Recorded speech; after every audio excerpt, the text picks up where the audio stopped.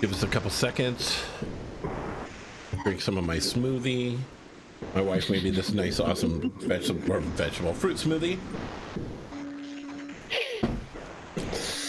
What's up, everybody? My name's Indy, and that gentleman over there on the other side that looks like he's pixelating sometimes, that's Mr. J. Powell from Powell Group Consulting. And in the middle, we have our special guest, Toiya, Kristen, Finley. Hi. Hello. How's it going? I'm as good as one can be considering the times that we currently live in. How are you? I'm doing fine. I mean, I've been working from home forever, so the only thing that for me that's different is usually like on Friday nights I go out for a couple of hours, and then on Thursday I go have a couple of beers with my friend, but I'm just not doing that anymore. So I just send him a Facebook message with a picture of a beer or something. This is the time when all of us that are gamers are supposed to be catching up on our Steam backlog, so we can bitch about it later on. Oh, I've got a bunch.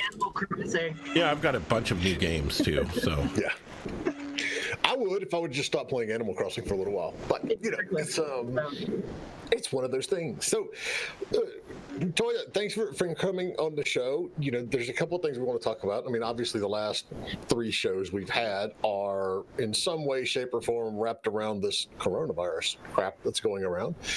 But you also have one of those niche jobs in the industry. And so we'll start where we always start and tell us how you got into the industry initially, and then walk us through your career up till now.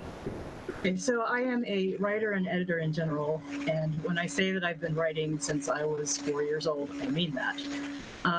I have several degrees in writing, and let's see, about 13 years ago, I realized, you know, I really like playing games, and somebody's got to be writing these things. I wonder how you write for games.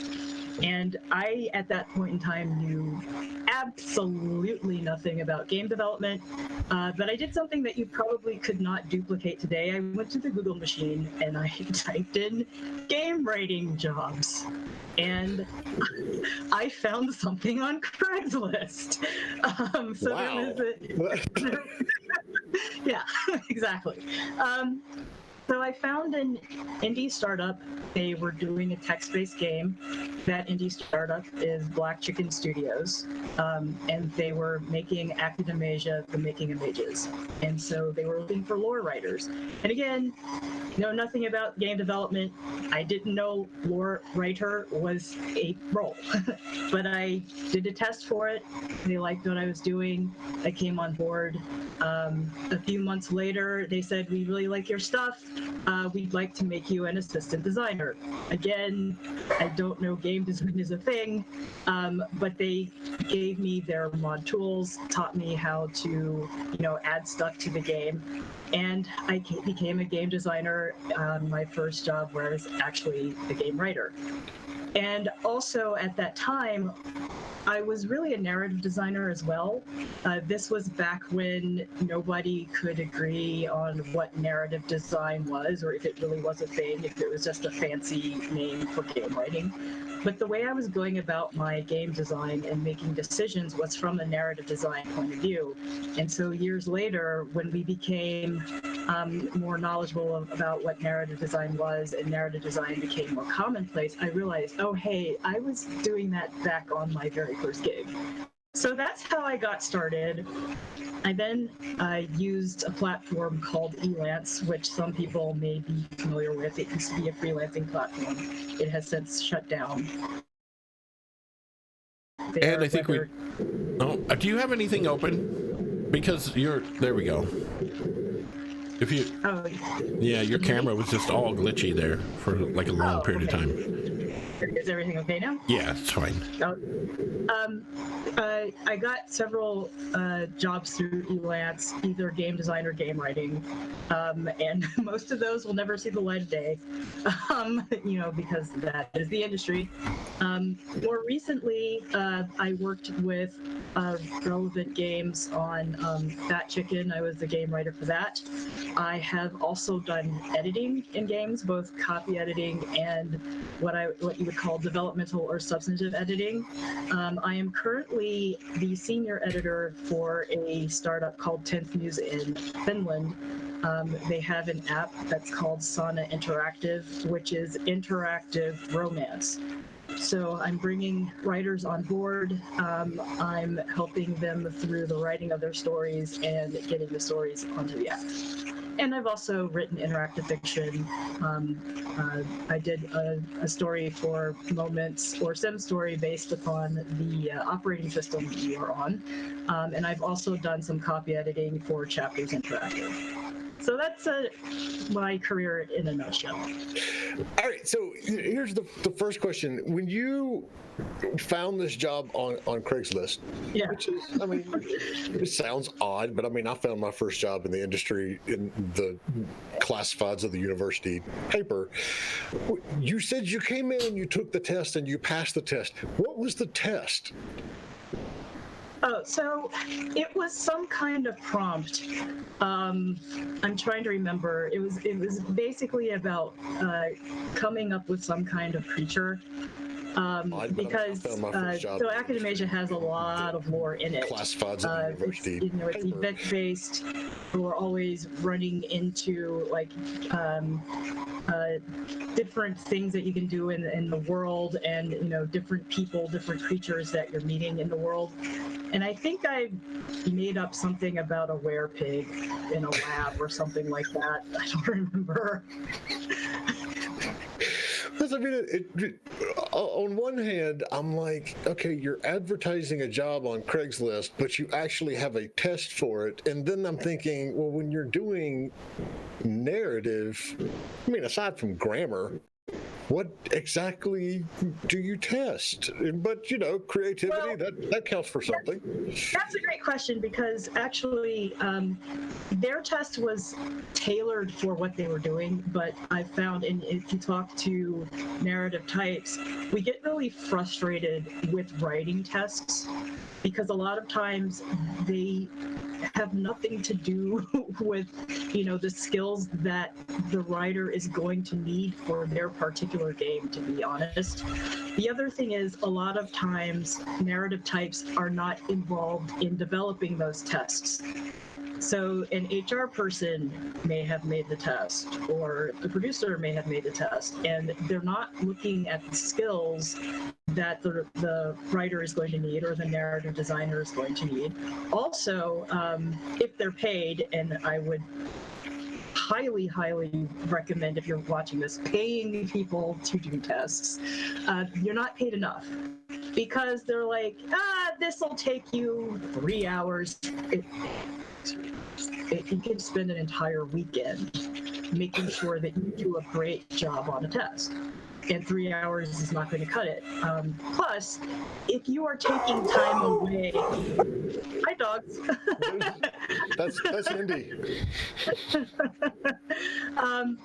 If you are taking time doing a test, that is time you are not spending on looking for other work or on a job that you currently have. You're having to put time aside.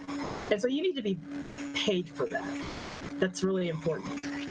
In fact, I've gotten to the point where if I'm not paid for the test, and they're like, well, we want you to take a test, I'm like, well, you can always look at my portfolio and the work that I've already done, because I have a big enough history that you can figure out if I'm the right person or not. Yeah. And a lot of veteran narrative types now do that. They're not going to take up, like 3 or 4 days to do a test they're not going to be paid for or paid well for. You know what? That's actually the same kind of situation in animation. People have been animating for years and years, and they'll go apply for a job with their demo reel. Well, we want you to take an animation test. Well, I just, I've got 10 years of animation behind my belt. Here's my demo reel. Why do you need a test? Is it like free animation for the game, or what I mean? In their head, they think you can't give somebody a job until you've given them a test. And that's just how it's more like that knee-jerk mentality around it than anything else. They just, well, we're supposed to give them a test. We have to give them a test. And so that's what ends up happening.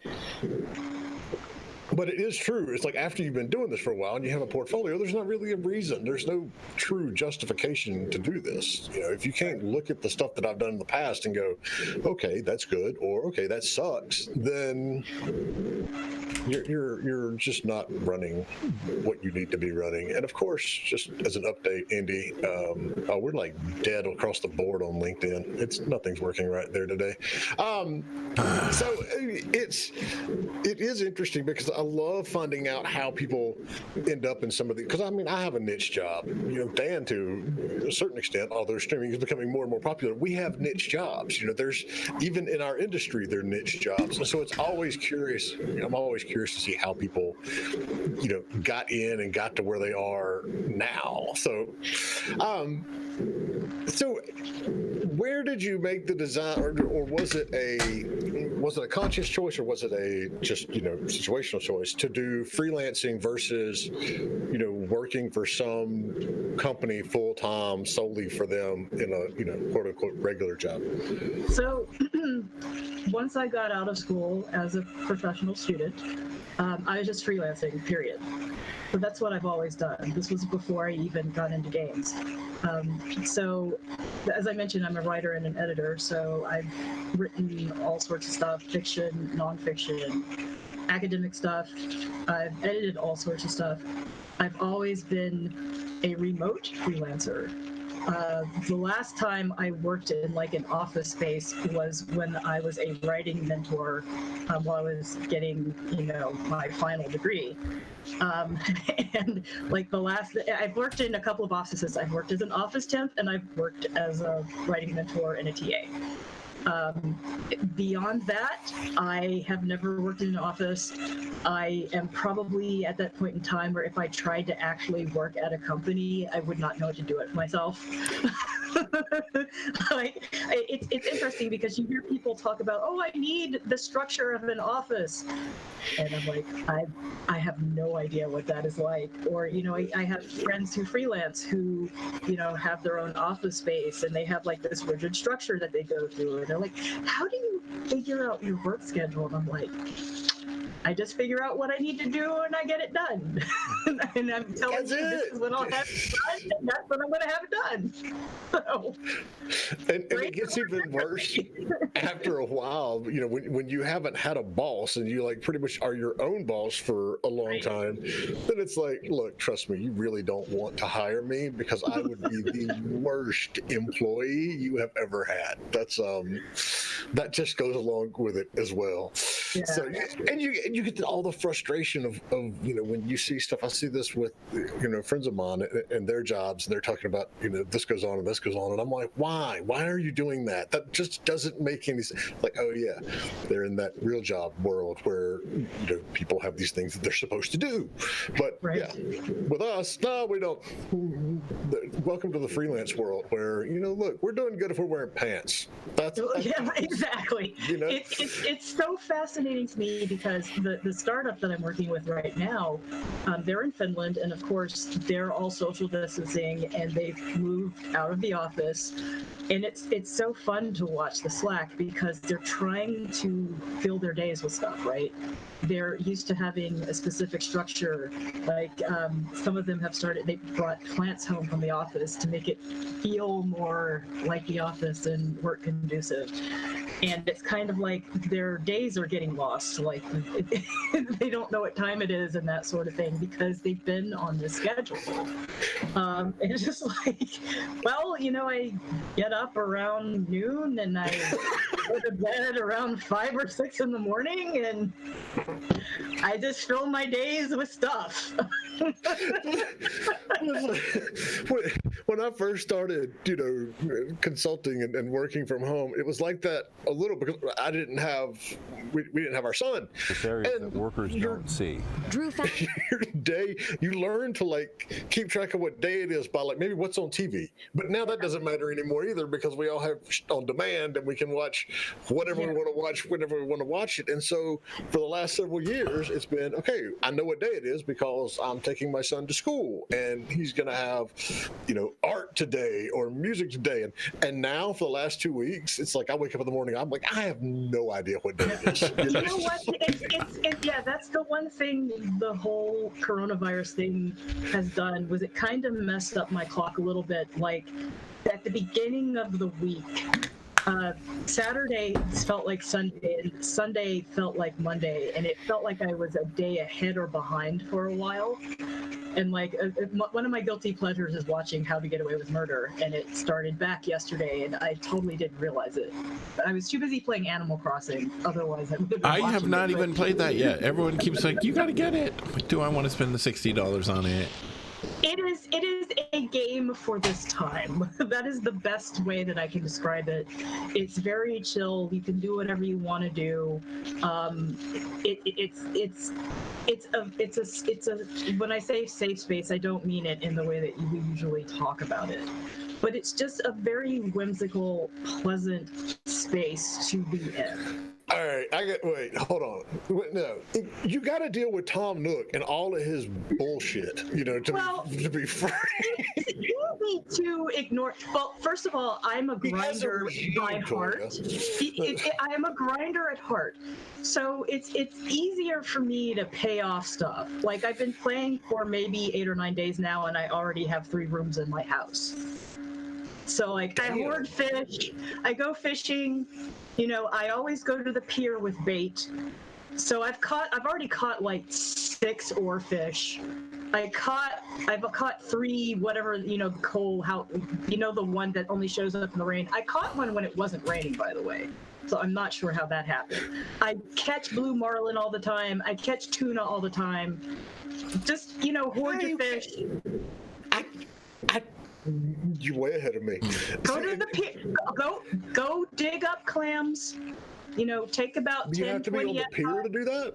The rare fish spawn at the pier. And now oarfish will spawn anywhere in the ocean, but you are more likely to catch them if you go to the pier with bait. So tuna and blue marlin only spawn at the pier. Oarfish and like the weird fish that starts with a C, I'm not going to try to pronounce it. Coelacanth? Spawn anywhere. Yes, they will spawn anywhere, but you have a better chance at the pier. See, the problem on our island, I think we talked about this like last week. This show is like slowly evolving into The Animal Crossing Hour. And Animal Crossing. But it's all networking, so it's fine. My wife started, because she's the one that's the big Animal Crossing fan. She and I played the DS one years ago together. And we're both kind of sort of upset that you can't have your own island and we can't visit each other because since she was the first one to start playing, she's the primary character. So Tom Nook doesn't come to me or my son and say, hey, look, you got to build houses for these people. She's the one that gets tasked with all that. And if you're the second or third person on an island, you're basically just a glorified visitor. I mean, there's you can still turn stuff in and make money and build your house and do all that stuff, but you don't get the quests, basically. And that's the part that's like disappointing, but it's good to know that your house does get bigger because I bought the first upgrade and I'm like, what the hell? It just like made the space bigger. I didn't get any other rooms. So that's you good get three rooms on the ground floor, then you get an upstairs and a basement. So how many times do you upgrade? So you can upgrade 4 times. Huh. I believe. I've heard that once. Wait a minute, that's wrong. I have 3. So there are 4 on the ground floor. I don't have the 4th one yet. Then there's also an upstairs and a basement. All right, I'm going to go grind some fish. I'm like you. yeah. That's what I do. I'm the one that's trying to fill in all of the quest things and get my Nook miles to use for whatever reason I'm using them. But there was an article I read this morning that said this is what humans do when faced with a stressful environment or adversity: is they try to take control of things that they can control, which is why people are going and hoarding toilet paper. It's like because they can control that. Right. And that's the way Animal Crossing is. You can control your little island, under the Nook regime. But, aside from that, it's one of those that I think, last Friday, between Animal Crossing coming out and Doom, we pretty much covered everybody. All those people that want something nice and peaceful and tranquil and serene, and then all the people that wanted to actually, kill the hordes of hell. It's all, everybody's got their fix right now. So. Well, and the Resident Evil came out too. So. Oh yes, I never got into that series though. Me neither. I'm also not a big multiplayer person. Interestingly enough, I like watching people play multiplayer, but I'm not into it myself.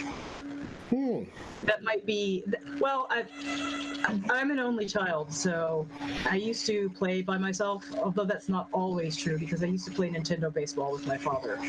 But I always liked other people. I like to watch other people play together, but I didn't necessarily like playing with them. In a totally non-voyeur-esque way, just Well, normal. See, streaming always made sense to me before streaming became a thing. Because I liked watching people play. Like, I'll just, go on YouTube or Twitch and just watch people play because I've always enjoyed that. So how did you do it before the streaming came along? Oh no, I mean just watching like it, in the same room watching. Okay, all right, cool. And this is also a lesson on how quickly we devolve on tangents in this show. So let me just try to route this back in. Okay, so sure. When with what you do on narrative design, it's not something, unless you're working on like this gigantic epic RPG 4-year project type thing. Right. Is it something that you are involved in through the entire process of the game, or is it something that lends itself more to freelancing because it's like, okay, I come in and I do this, and then I don't have anything to do for a while, so I can go work on a different project? How does what you do fit in with the normal game development cycle? Okay, so let me talk about narrative design generally, and then I'll talk about it on a personal level. So narrative design in and of itself is not necessarily like the dialogue and the characters and story as we think of it in games. Narrative design, as I like to think of it, is that bridge between the story and the other parts of the game. And it makes sure that the story is reflected in all aspects of the game. So a really great example of that is the UI design in the Mass Effect series. Who are you in Mass Effect? You are the captain of a spaceship. What does the UI look like in Mass Effect? It looks like UI that you might find on a spaceship. That's narrative design, making sure that the UI in the game looks like something that is in the world of the game. So that's a small example. Another really great example of narrative design, and it's probably the best that I've seen, is from the first Life is Strange game, where everything in that game was a reflection of Max's inner world. Like, the music was her literal soundtrack. There's a great little detail in the game where she has a guitar in her room. If you turn on her stereo, there'll be a song playing. You go pick up the guitar, she'll start playing along to it. That's narrative design. That's a part of the gameplay. So it's not necessarily story in that way. And so a narrative designer can be involved in a tiny mobile game or that, epic RPG that you were mentioning. And so like in a tiny mobile game, you might make sure that the sound design and the art match the story that is being told in the game. The narrative designer may not ever write any dialogue. The narrative designer might work with game writers. That would be for a larger game, you know, with a budget that could take care of both game writers and narrative designers. For me personally, I've been in different situations, so I've never worked on a project where I was there all the way through. Usually, so I have worked with a lot of clients where they were not game developers and they were making their first game for, you know, one reason or another. There was one developer who was making an educational game. I've worked with some developers that they were doing it for branding or marketing purposes. So I was like the first dev on board, basically. And, you know, I was in like a dual game design and narrative design role, which is kind of interesting. But I basically helped them flesh out what the world of the game would be and what their story would be. And then because, you know, like a lot of indies, they were doing it as they could. Like when money would come in, they would bring somebody else on board. I basically was gone after that point in time. So I didn't actually get to work with the team. Now, with the educational game that I worked on, I was there for a much longer period of time. I was there from working with the team, figuring out the story scenarios, and we pitched the story scenarios to you know, our client, and then we, you know, got to work on art. We did stuff even like looking at hairstyles, like what kind of hairstyles would people living in this particular geolocation, you know, what kind of hairstyles would they have? How would those hairstyles match, you know, a very practical character? Things like that. Those little details are all narrative design. Because if I have somebody who's very practical and who is, you know, traveling cross country and, you know, out in the wild, they're not going to have a really, you know, fluky bouffant on top of their head. They have a beehive. Exactly. So all of that stuff is narrative design. So yeah, I hope that answers your question.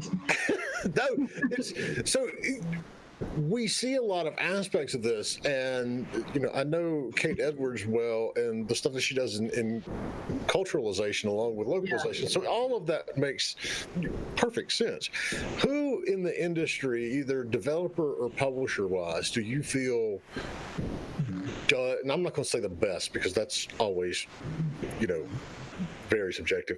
But who are some of the companies that do great jobs with the narrative design, the stuff that you're talking about? Well, I just mentioned Don't Nod with Life is Strange. Like I said, that's the best use of narrative design I've ever seen. And in fact, when people want to know what narrative design is, I say, go and play Life is Strange and analyze the narrative design in Life is Strange, because everything, like the UI, the menus, Max is an artist. She's a photographer and she's an artist. So the UI looks like her sketching. You know, stuff like that. There's like a time loop thing that's in the game too. So like some of the UI looks like a spiral. BioWare, of course, you know, these huge RPGs that are, you know, story driven. They have teams of narrative designers who work on those games. So BioWare is probably the one that I would, as a company, I would mention. But really, if you want to understand narrative design and all of the different things that you can do with it, that's not limiting it to like the world and the sound and the art, but like every aspect, the gameplay, the UI, all that stuff, go look at Life is Strange.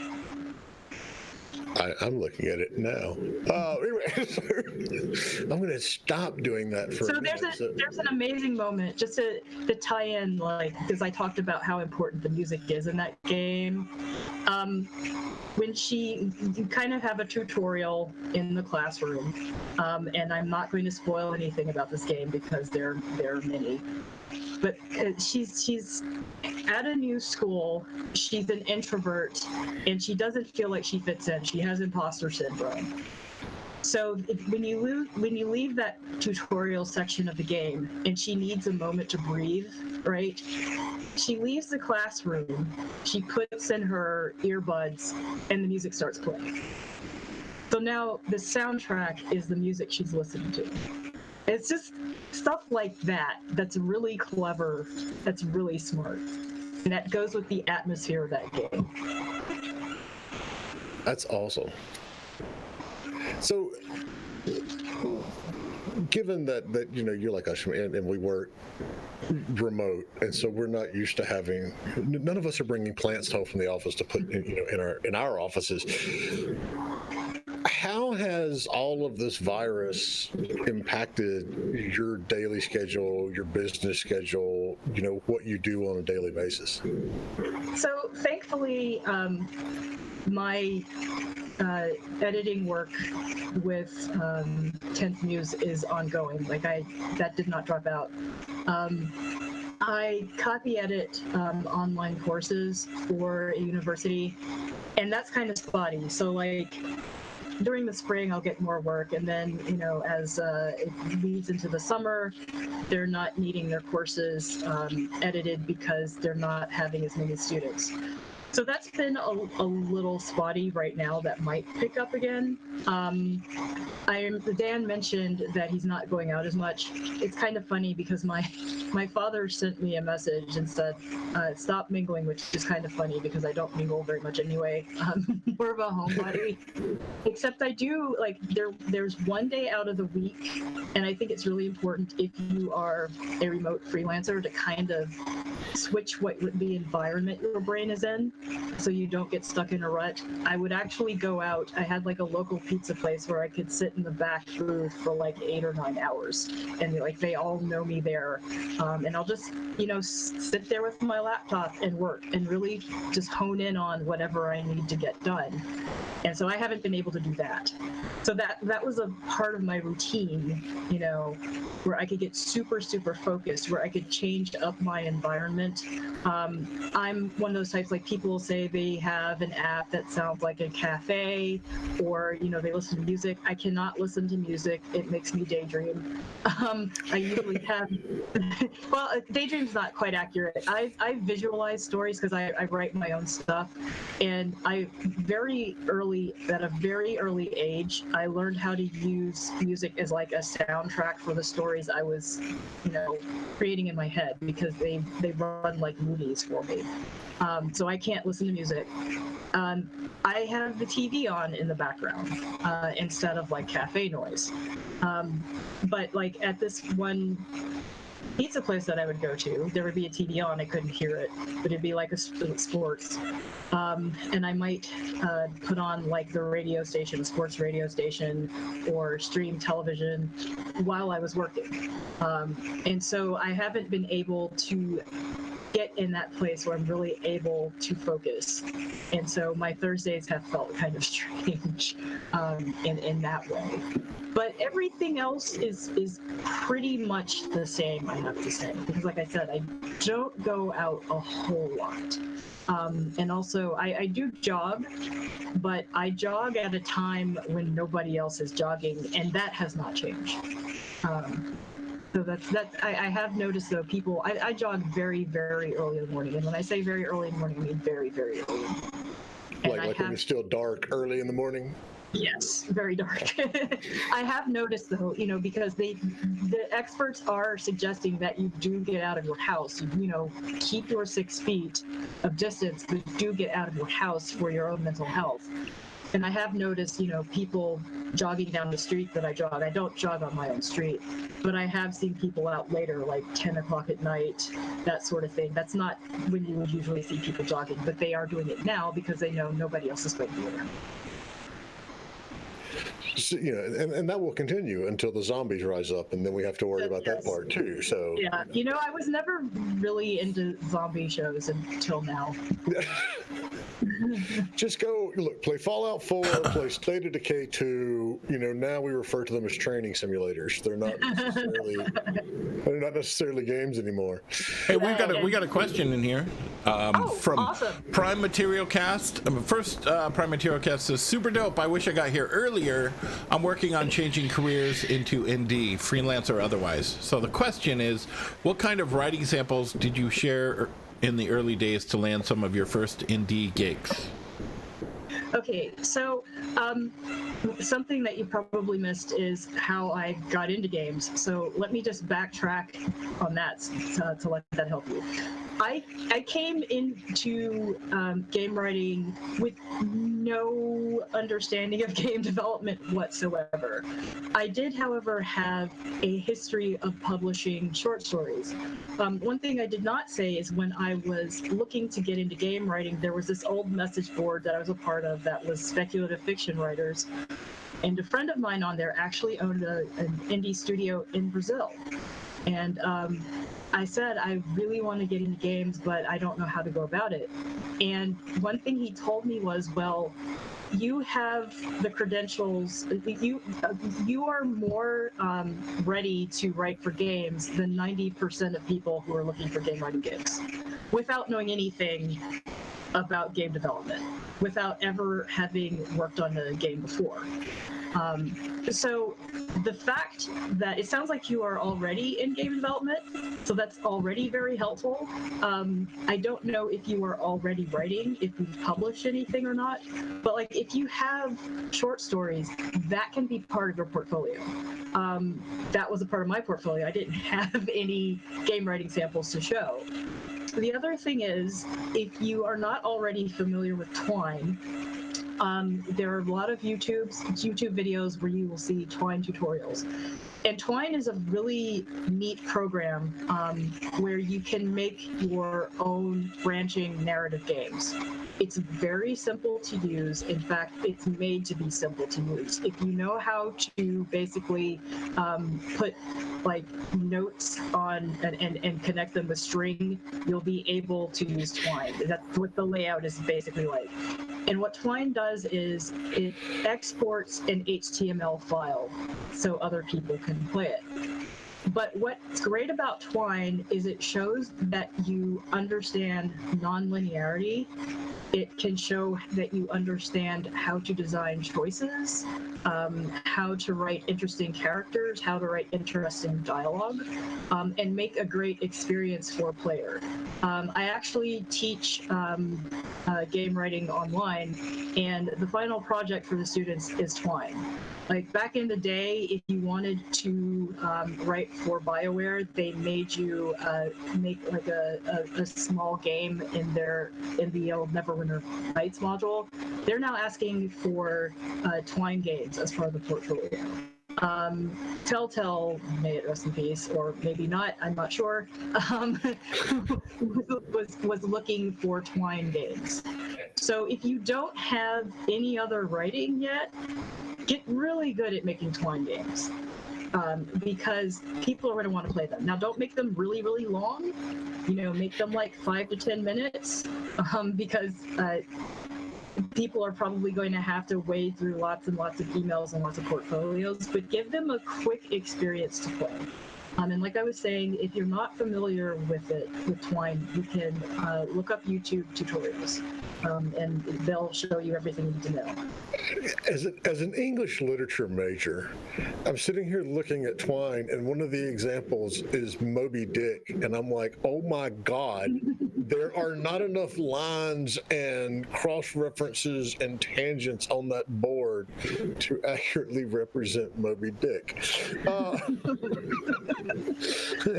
That would be, if you write something like Moby Dick, you're never going to get a game in the industry, a job in the industry, because quick 5 to 10 minutes. Holy shit! Yes.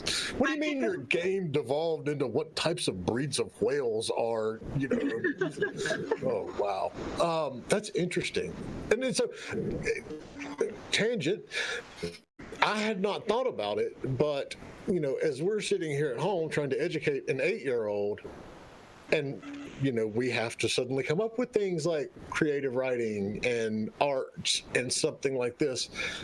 Something like Twine is fantastic for, even if you don't tell them they're actually making a game. Just look, here's this bulletin board system, pegboard system that you can use to create a story. And I hadn't thought about it, but you're exactly right. Yeah. And I mentioned, people make games with it, but people also just plot out their narrative arcs with it. Because right here on their Twitter feed, they just retweeted something from a teacher that says, just wanted to showcase some amazing work by one of my grade 6s. Aren't 11-year-olds incredible? Look at this. Yeah, and planning D&D campaigns. But all right, so wait, prime material there. I'm going to throw you a question while we keep talking. I remember when we used to get together, my D&D group, it almost devolved, and I imagine this is the way it is for a lot of groups, into it's the players versus the DM. And, we would take shit off on such a random route that I'm not sure he could even plan for it completely. I had a character sheet just taken out of my hand one day because he went, you min-max that character too much. He's dead. Roll another one. But there are a lot of uses for this. I'm going to check this out for my kid. Also, thanks for mentioning D&D because that's also very important. I have heard, people who hire narrative designers and game writers say this. They want to know if you are a DM. Yeah. Why? Because you understand player agency. All right, we got another question I'm going to drop from on Facebook. McJohn Miguel Chris John says or asks, what is more important when it comes to a writing portfolio as far as quality versus quantity is concerned? Quality, always. For anything, always go with quality. And if you're just starting out, that's fine. Like a year or two from now, you might have better stuff. Take out the stuff you've got now and replace it. So you're always striving to be improving, right? Even I've been doing this 12 years. I hope I'm getting better. And so I'm going to take out some stuff that I used to have in there. So make sure if don't put something in there just to have it in there. And intuitively, is that really? If you're getting that check that maybe this isn't the best, go ahead and take it out.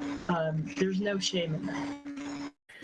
So I'm a 3D animator, and one of the things that we were taught is, and I'm sure it's probably the same with writing, is whenever you're doing your demo reel, you want your very best shot at the very beginning, so that way it grabs people's attention, right? Because if somebody, I'm sure is with writing as well, somebody that's hiring somebody, they're going through a lot of writings, right? Somebody the company that's looking for an animator, just like they'll spend all day going through demo reels. So you want to grab their attention the very first, then you want to have some really awesome stuff in the middle, and then you want to have your second best stuff at the very end so that they remember you. So you want to grab their attention, keep their attention, and then something to wow them at the end.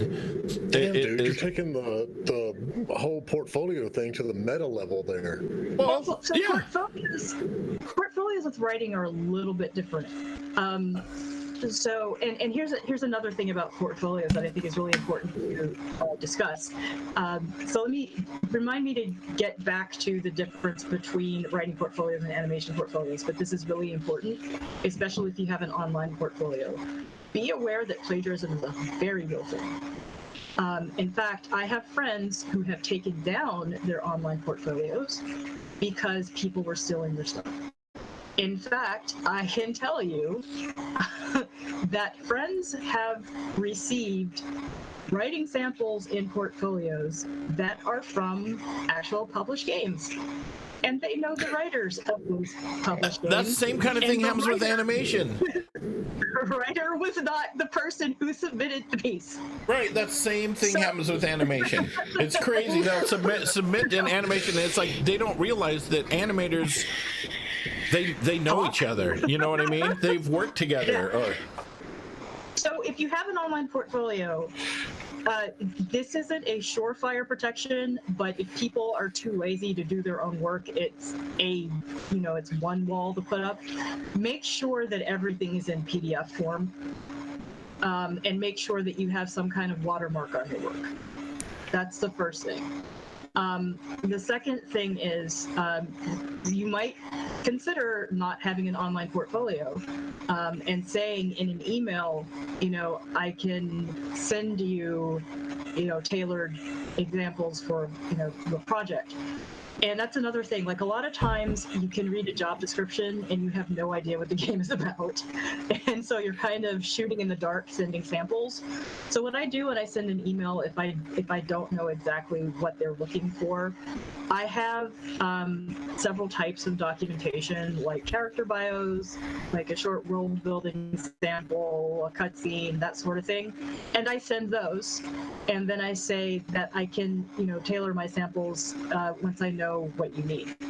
But getting back to the difference between writing portfolios and animation portfolios, is one thing I've noticed a lot about a lot of writing portfolios is they're not exactly organized. So like writers who do more than one thing, maybe they do film and TV and games. I look at their portfolio and I can't tell what's game writing and I can't tell what's TV and film. So you want to have it organized. Like, make sure if you do different things that they're on different pages.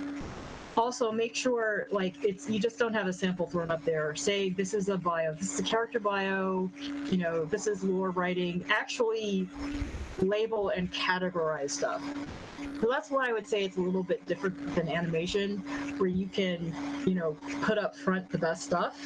So with writing, you always want to make sure this is your best character bio example. This is your best cutscene example. Because you don't know, you can't determine what order somebody is going to click through your links on a website. Right. Well, for animators, they put this is a character animation bio, and this is an a demo reel, and this is an action demo reel. The animators kind of do that same thing. We have another question if you want to answer Nightwolf's. Nightwolf says, I've been writing game design documents as instructed from my university for narrative. Would it be better to have a Twine story or have it more in written novel game design document format? Okay, so that's kind of game design documents and Twine are showing different skill sets. So the answer to your question is both. The answer to almost every question on the show is usually it depends. So yeah. So a game design document, and as you're probably already discovering, there are different types of game design documents, right? If you're going into a game writing role, and especially if you're working with an indie, you will probably find out very quickly that you wear many hats. So if you can write game design documents, that's fantastic, because somebody may need you to write it for them. Like I was saying, when I was starting out, my second gig was as a game designer. And I actually had to figure out how to write game design documents, right? So that's important. The Twine is showing a very different skill set, because now you're moving from the other thing about a game design document. It is a technical document, right? It's not like a creative document. Twine is going to be more creative, although it shows off your design skills. So Twine is showing that you can make a player experience.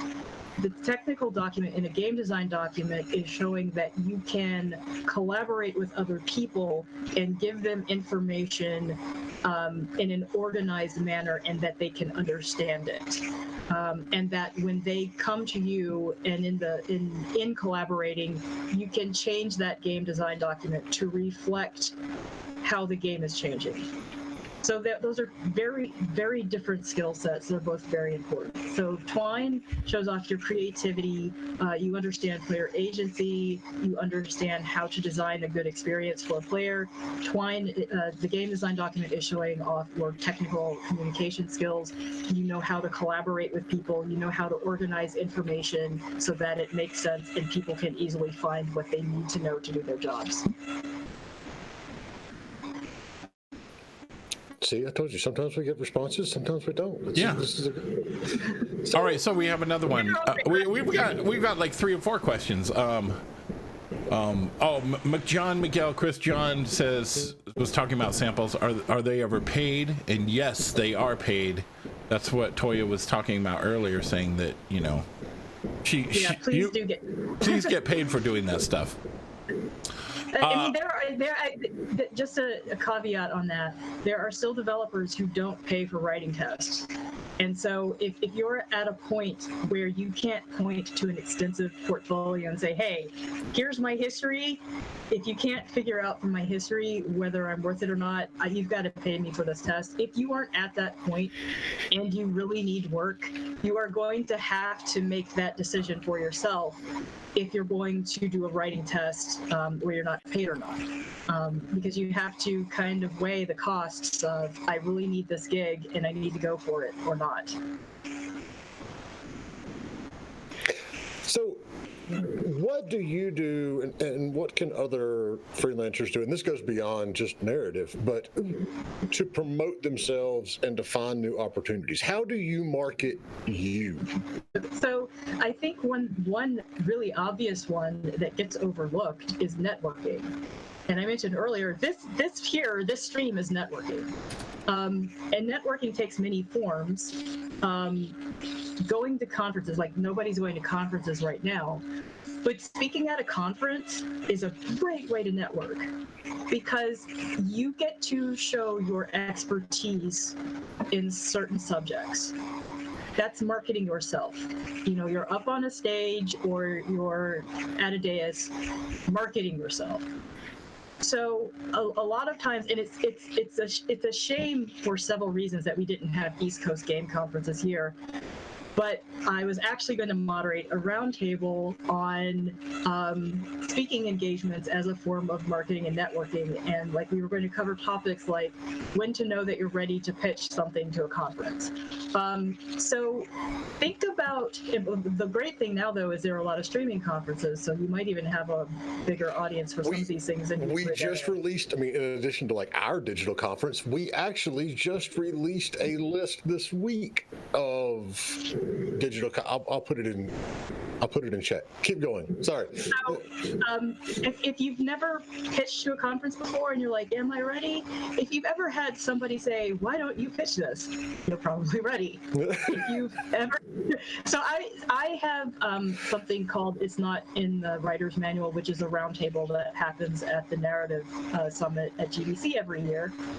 That started the second year I went to GDC, which was 2009. And again, I am a newbie. I am a complete noob. Don't know anything. I walked up to Richard Dansky, who's the central Tom Clancy writer at Red Storm, because I sat in on like one of his writers' roundtables, and I was just kind of amazed at everything everybody was talking about. It was stuff I'd never heard before. And it dawned on me that there was really nothing at GDC for somebody like me who didn't know anything or who was just entering the industry. And so I walked up to him and I said, you know, it would be great if there was some kind of roundtable session that was for somebody like me.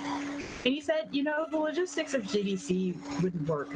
But this was back when GDC Austin existed. He said, but you should pitch that to GDC Austin. And I was just like, what? Because I'm a nobody, right? But he said, you should pitch that. And I pitched it. And ever since then, every year since, it's been at GDC. So if somebody tells you you should pitch something, you should take them seriously. Okay, especially if they're responsible for the programming of a content. Especially if they're in a position of power. Yeah, that's Yes, exactly. that's a good one. That's one way to know. You might not know what to pitch. Well, what are you good at? What do you have expertise in? Like, it sounds like some of you are students. What have you learned as students that will help students who are just starting out? Maybe you've just gotten into the industry, things you think students might know that you have to learn from personal experience, and you can't do it by, making projects or find it in textbooks. Do you have a niche? That's also really, really important as a freelancer to have, a couple of niches where you are an expert in something. What's your niche? What do you not hear people talking about? What did you learn on a project? Can you do a game postmortem where you learn something that you think is very valuable to other people? If you've never pitched before, you don't have to start with GDC. Look for conferences in your area. First of all, they're going to be a lot cheaper, so that helps. But also, practice by, going to a high school.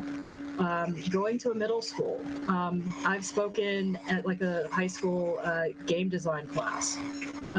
They would love to have you. And, maybe it's not a game design class, but guess what? Kids love games. Yeah. They may not be interested in other things, but they love games. And give a short presentation there and take questions. So start looking for, like again, I don't know when we're going to be able to have, face-to-face conferences again, but you might start doing some research on those. Look at how.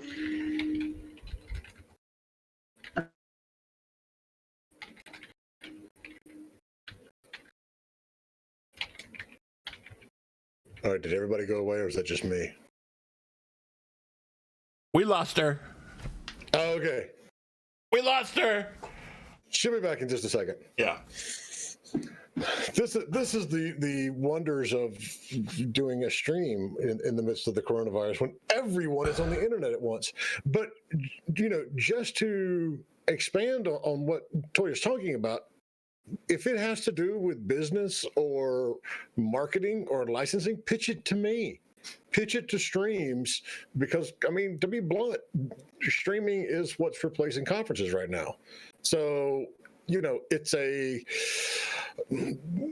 Sorry, I just got a message and it completely derailed my train of thought there. But it's a wonderful way to get out there and test this stuff. And when we're talking about using streaming and using speaking and using networking as a ways of promoting yourself, all of those are things that you do to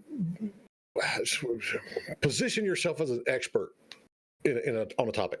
And so that can be doing a podcast, that can be doing blog posts on Gama Sutra or LinkedIn or Medium or wherever you may want to do that. The more knowledge that you can get out there, the better off it's going to make you. And it helps with your Google SEO and things like that as well. But that's what you want to do. You want to, when people start looking for game writer or business for video games, you want your name to pop up there. And so there's a lot of that aspect of it as well. What do you do, Indy, when you're trying to get the word out about what you do? How do you promote yourself? Oh, geez. Social media, just really talking to people in Discords and stuff, big time. Discords are amazing for what I do. See, it's all about just making yourself be the expert. And the other thing is, and y'all heard me talk about this is why this show exists, is a lot of times, even if you've only been doing this for 2 years, excuse me, then you're probably got knowledge that someone else can use. You don't have to be, sitting down and doing something for 5, 10, 15, 20 years before you've got actionable advice that you can give to people.